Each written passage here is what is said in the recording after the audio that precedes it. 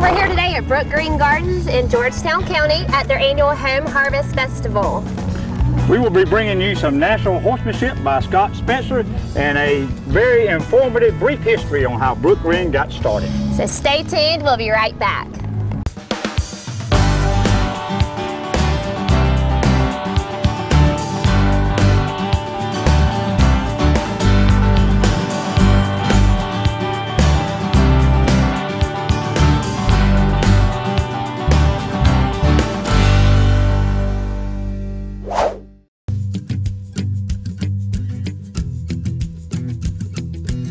You won't find any floral shelf paper in here. There's no vacuum cleaner bags, carpet samples, or washer-dryer combos. But if you're a worker, a fixer, a grower, or a doer, then we built a place for you. Southern States. A place for those who do. Farmer-owned since 1923. What makes a perfect weekend? Start with the same place. You know the one.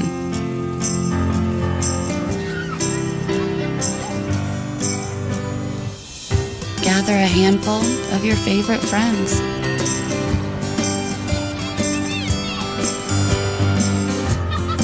Add in the kids just to keep things stirred up. Mix generously with laughter and the finest ingredients. South Carolina grown, of course.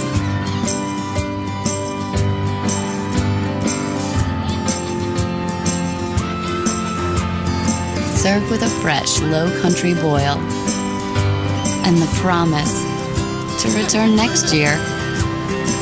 This is what memories are made of. Certified SC grown.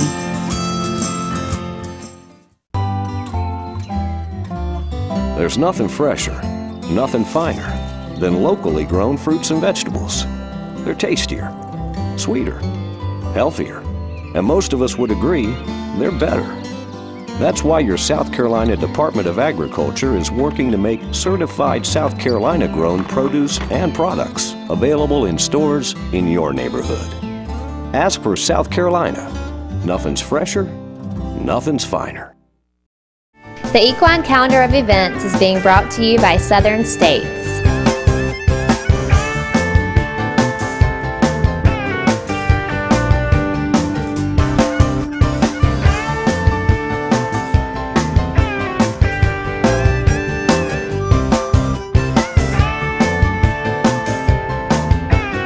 For more upcoming events, be sure to visit us online at horsetailstv.com. Joining me now is Helen Benso from Brookgreen Gardens. We are at Huntington Beach State Park. Tell me a little bit about Huntington Beach. Huntington Beach State Park is actually part of Brookgreen Gardens. Brookgreen leases Huntington Beach to the state on a long-term basis, and Atalaya, where we are now, is the home, a winter home that was built by Anna and Archer Huntington in 1931. We're standing in front of the stables, and the stables, Anna was a sculptor. She was actually one of the most famous female sculptors in the country during her time, and even during our time too. Well, yes. Yeah. But she was a great animal sculptor, and what she did was, especially here at Atalaya, was she had the stables, and she would keep horses here. She had additional areas over there where she would keep bears, and also dog kennels. They had Scottish deerhounds, and they would keep them. And what she would do is observe them and observe their movements. She had a photographic memory, if you can imagine how beneficial that would be for a sculptor, because it would enable her to remember, you know, how they moved and how they looked when they moved, and then she would go back to her studio and start to work. That's pretty brave of her to watch bears to sculpt those. She was an amazing woman. It sounds like it. And Atalaya is an amazing castle. It's open every day here at Huntington Beach State Park. And we would like to encourage anyone who wants to come here and learn a little bit about the history of coastal South Carolina to come and join us. Helen, we're standing here now beside the stables in the kennels where Anna watched the bears and the dogs and everything and sculpted them. But where are those sculptures at? The sculpture, a lot of the sculptures are next door in Brookgreen Gardens. When Anna and Archer moved down here in 1931, they came down here primarily because Anna was suffering from tuberculosis. Goodness. And her doctors had recommended that she and Archer find a place, a milder climate in the winter. They were from New York. To basically help her recuperate. And so they had friends down here. Archer's family actually was part of the railroad magnate, had from Huntington Beach, California. That's the family connection. So anyway, they came down here. They didn't come down by rail, as a lot of people think. They came down on the Waccamaw River, which was actually the main highway at the time. But they came down here, fell in love with the place. They bought 4 former rice plantations, 9,100 acres. Wow. It stretches from the Atlantic Ocean to the Waccamaw River. And their initial purpose was to build a winter home. That changed shortly after they moved here, and they decided to design a public sculpture garden and showcase Anna's sculpture in that garden. And so they did that. They formed Brookgreen Gardens, a 501c3 nonprofit, and they opened it to the public the following year. Here are some of the areas where Anna kept her animals and sculpted and studied them for her sculpture. And it's here just as a reminder of our history. When they came here in 1931, obviously we were in the midst of the Great Depression, and they were able to employ a lot of the local workers here and stimulate the economy. Archer Hunington actually brought electricity up to the Waccamaw Neck here. He paid for it. Wow, that's a big deal. So they could have electricity at their house. They were from New York and used to having electricity, and they didn't have that. So they did a lot for the economy here. And for many, many years, Brookgreen and Huntington Beach were free to the public up until the 1970s. And it was a gift they wanted to give. It was their legacy to the people of South Carolina. That is amazing. Joining us today is Renee Sweeney. Renee, I heard you got a very interesting horse tale for us. I do, David. I have loved horses my entire lifetime. Actually, there's a wonderful passion that I have for the horse, and wanted one forever, and dreamed about them all the time. Would draw pictures of them, write stories, everything I could do, and I'd always give them to mom and dad, trying my best to convince them to go and get me a horse. Well, the summer that I turned 12, my daddy bought my first horse for me, and it was a dream come true. He bought me that horse, and for the next 2 years we spent every summer day out there. We would pack our coolers in the morning filled with ham and cheese sandwiches and sodas and potato chips, and we'd take them to that stable, and we lived there for 2 years straight in a row, and just absolutely loved it. I bonded with this horse unlike any animal I've ever had, and ended up moving him from there. My girlfriend, she ended up moving back to Michigan with her family, and I moved him to another facility. He had 2 bad vices. One of them was that he loved to run and would run wide open and you couldn't stop him. And the other thing was that he just did not load. We just could not get that horse to load. And we moved him several times, and every time it was a challenge to get him up on a trailer, take us 3 or 4 hours. Now since then I've learned, what to do and how to go about doing it correctly, but back then it was all we could do to get him loaded. So we finally moved him to another facility, another stable, right outside of Annapolis, Maryland, and he was there with probably, I guess, about 15 other horses. And the vet came out, did the regular vaccines, the checkups, whatever they needed to do, and Joe, right along with the rest of them, had all the work done. And I was at home one afternoon by myself, which was kind of unusual because my parents would normally be home by then. But I was at home, and I get a phone call from Tina, the lady that owned the stables. And she said, Renee, she says, where's your mom and dad? I said, well, they're running a little bit late, but they should be here. She says, well, I need them to call me when they get home. I said, well, what's up? I said, everything's okay at the stables, right, Joe? Everything's fine. And she says, well, we got some tests back, and there are some results that we got with Joe that aren't very favorable. And then I started kind of getting concerned. I said, well, what in the world? Anyway, I convinced her to go ahead and tell me, and I wish I hadn't then, because they ran the Coggins tests along with several others, and he came back as positive for Coggins. And I didn't know really at that time what that meant and all that was involved. And she pretty much told me, you had to put him down. We gotta put him down. And I said, oh my gosh, oh my word. So anyway, about that time, thank goodness, Mom and Dad walked in the door, and I was pretty much so hysterical. And they get on the phone with Tina and talk and find out that, yeah, that's pretty much so what we got to do with him. And we just couldn't understand that. He was a carrier. He didn't have the disease. He became a carrier of it. But you had no choice. You had to put him down. And we said, oh my gosh, this horse is too nice. He's such a great horse. He's beautiful. He's got the most wonderful personality. He had become my best friend.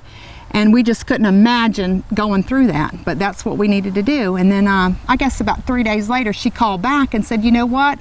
I've done some research, and through the state, we have found out that you can have the horse tattooed or branded, and you can actually have him. He has to be quarantined, or we have to put him down. And so anyway, we set it up, and the day he was scheduled to be picked up, it was a cloudy, dreary, dark, gray day, and it started snowing, and those snowflakes, David, were this big. And I said, well, maybe they won't come after all. They're going to get, the roads are going to be closed. You know, they're not going to, you know, be able to come get him anyway.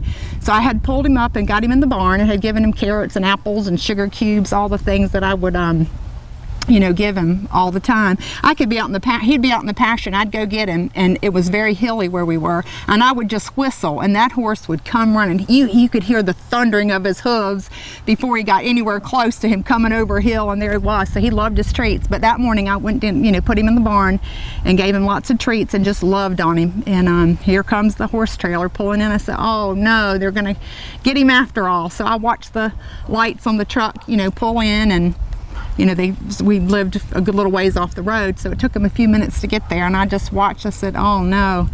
And the guy pulled up with the horse trailer, and I went down to the barn. He walked down there with me, and I put the lead rope on him and let him up, and the guy laid down the ramp. And for the first time, that horse walked into that trailer and did not even slow down. We've never been able to load him before, and he walked right up on that trailer that morning just as peaceful and just as calm as you could imagine. And I stood in there and gave him some carrots and loved on him, and then the guy, I really have to go. So he left, and you know, I always wondered, was that the right thing? Should I kept him? Should I have kept him a little bit longer or whatever? And for almost 30 years, I have had dreams about that horse and about that day. Several times throughout the year, I just would wake up and I'd have that same dream about Joe, and I'd always say, well, maybe they're not coming. Well, that trailer always pulled up, and I always, you know, put him on that trailer. And it's been like that for, like I say, close to 30 years. And it wasn't long ago. It wasn't even maybe 2 months ago, maybe not even that long. And, you know, went to bed like normal. I woke up the next morning. I had the biggest smile on my face. My heart was just full of joy. And the dream that I had was me whistling for him and him coming up running in this beautiful green field, just very healthy and just running towards me, and the skies were blue and the clouds were, you know, big white puffy clouds. And I guess that was my answer. That was the answer, you know, that maybe I did do the right thing. But there's not a day, honestly, that goes by that I don't think about that horse. I love my Joe. So, but anyway, yeah. Well, folks, that's really a good horse tale. Old PD Cowboy is kind of hiding one here right now. Thanks, Renee. That was great. You're welcome. Thank you, David. Stay tuned for more of Horse Tales with Blair and the PD Cowboy.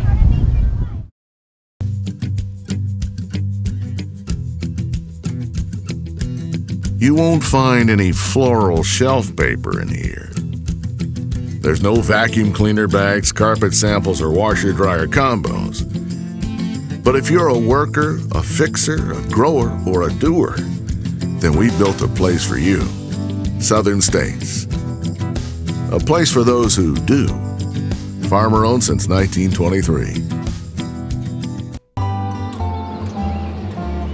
There's nothing fresher, nothing finer than locally grown fruits and vegetables. They're tastier, sweeter, healthier, and most of us would agree they're better. That's why your South Carolina Department of Agriculture is working to make certified South Carolina grown produce and products available in stores in your neighborhood. Ask for South Carolina. Nothing's fresher, nothing's finer.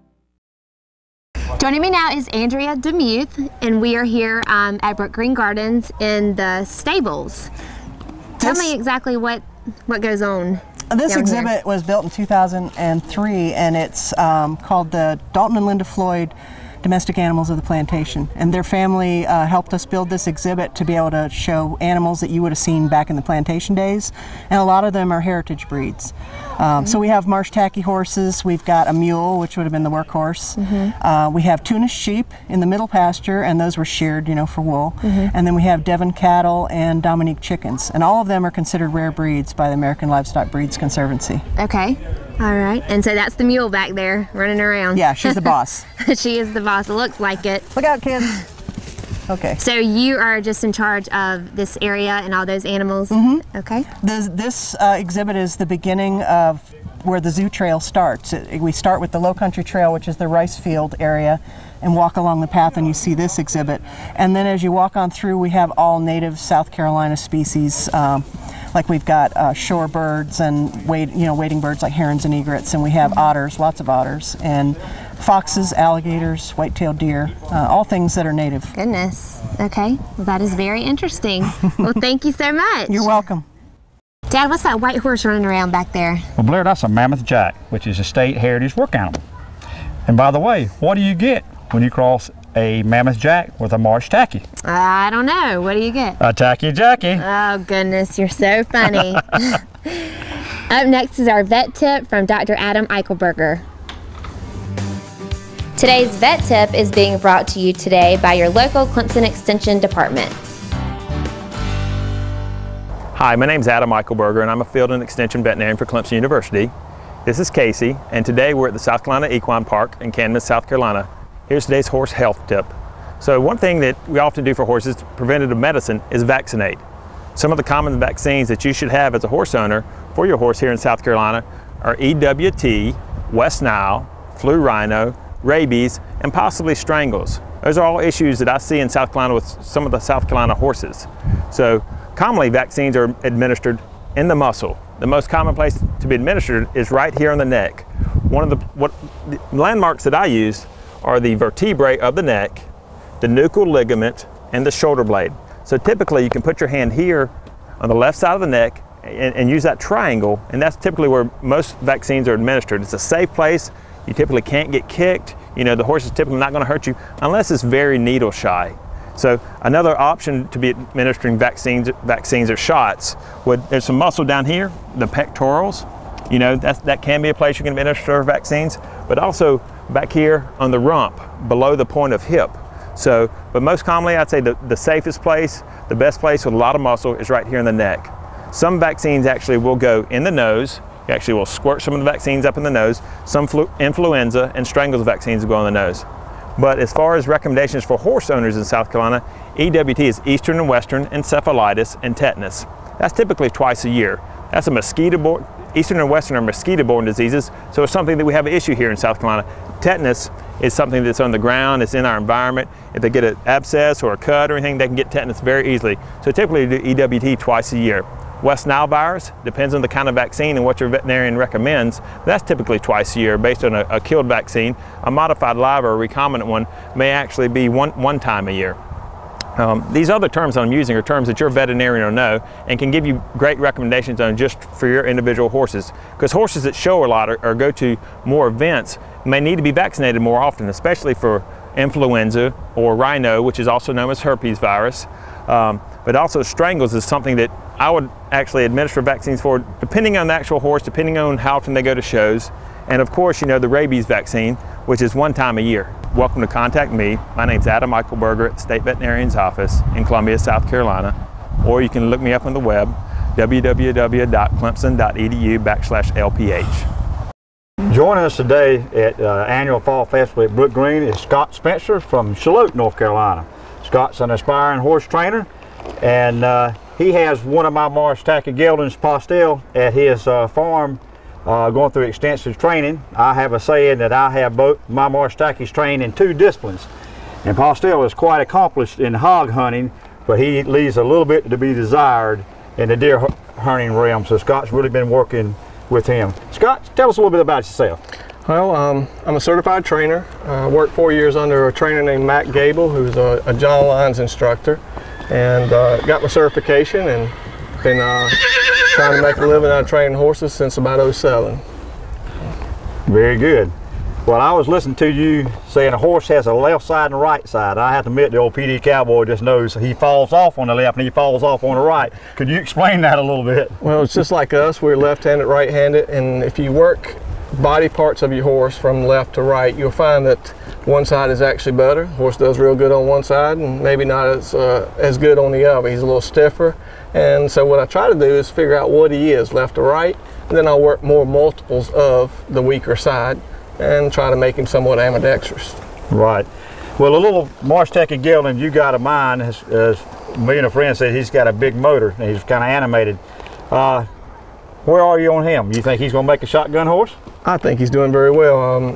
Haven't worked too much with the Marsh Tackie, so I've been real pleased with his temperament on all these guys. It's been a real pleasure to work with him, and he was a little fired up, had a little juice to him, but he's coming around and knowing how to put those emotions in the right places. That's all I've done. Is I just said, when you feel that way, we're just going to do certain things. We're just going to move body parts, and I refer to it in our little demo as dancing. So I'm just teaching him how to dance to build a relationship of trust. And I feel like if I can build that relationship of trust with him, then I'm communicating, and he's just going to follow me, and I'm just going to be his little bit a leader for him. So that's where we're working at, and he's doing very well. Well, Scott, if people want to get in touch with you, how do they do that? Well, we do have a website. It's Spencer Horsemanship. Feel free to go on that. It tells everything we got going. Plus, you know, we're on with your website, the Carolina Marsh Tackie Outdoors. Tells all the events we're going to. You go on SpencerHorsemanship.com, and it gives you a listing of my training, things I offer, and I'll be glad to help you any way I can. The Equine Calendar of Events is being brought to you by Southern States.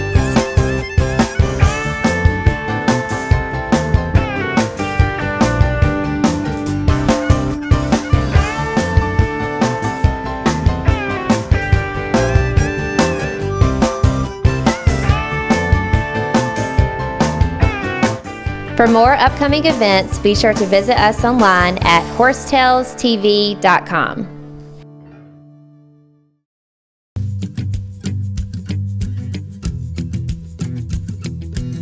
You won't find any floral shelf paper in here. There's no vacuum cleaner bags, carpet samples, or washer-dryer combos. But if you're a worker, a fixer, a grower, or a doer, then we built a place for you. Southern States. A place for those who do. Farmer-owned since 1923. There's nothing fresher, nothing finer than locally grown fruits and vegetables. They're tastier, sweeter, healthier, and most of us would agree they're better. That's why your South Carolina Department of Agriculture is working to make certified South Carolina-grown produce and products available in stores in your neighborhood. As per South Carolina, nothing's fresher, nothing's finer. Dad, I sure have had fun out here with the Marsh Tackies, and I've learned a lot too. And that brings us to our tack tip of the day. Hello, I'm Adrienne Potter with the Tack Room in Camden. Today's tack tip is caring for your leather riding equipment. When you purchase a new bridle, saddle, or girth for your horse, it's an investment, and there's several steps and different products that you want to use to ensure you get the maximum life out of that investment. When you purchase a new piece of tack, the first thing is you want to go over it with a sponge that's been wrung through with warm water, and go over it completely to open up the pores of the leather to prepare it for a good oiling. You can get any kind of a saddler's oil at a tack shop. Use a sponge, a nice new clean sponge, and go over it entirely. It'll help make the leather nice and supple, soften it up so it's comfortable for your horse, so it's safe and pliable for the rider. It'll also darken it if you need to darken the color of the bridle or saddle to match your horse a little better. From there, you'll want to use some glycerin soap or other saddle soap products for usual care and cleaning of it. Ideally, you will clean your tack after every ride. Realistically, it might not happen quite that often, but that comes in either a bar form, you can get it in a jar, there's lots of different products available. Then occasionally you do need to recondition it. Lexol makes a really good liquid conditioner. There's other products that come in jars that are more wax-based. The purpose of the conditioners is just to add the life and again that softness back to your leather so it's comfortable and so it's safe. Number one is so that it is safe in case you get it hung on anything, it's got a little bit of pliability to it. So just a few products, you can keep up with your tack pretty easily. If you have any questions, you can call us at the Tack Room anytime, 803-432-2264, or visit our website, tackroomonline.com. Blair, we've had a great time out here at Brookgreen Gardens this afternoon. We sure have. I have learned so much about these beautiful sculptures and also about the Huningtons and also about Huntington Beach. And I want to say a special thanks to Scott Spencer with Spencer National Horsemanship that he gave us a lot of tips today using some marsh tackies, and also a very special thanks to Brookgreens with our agreement of keeping 2 marsh tackies on a historical display down here. And today it was a special treat for me to turn Southern Comfort barn name whiskey loose for the first time. He didn't seem to act like he missed me very much, Blair. No, he didn't. I think he was excited to be in his new home. And guys, please check our calendar of events on our website for all of our upcoming activities. And that website is horsetailstv.com, and also join us on Facebook. And until next week, keep your reins low and your hands quiet. See you next time.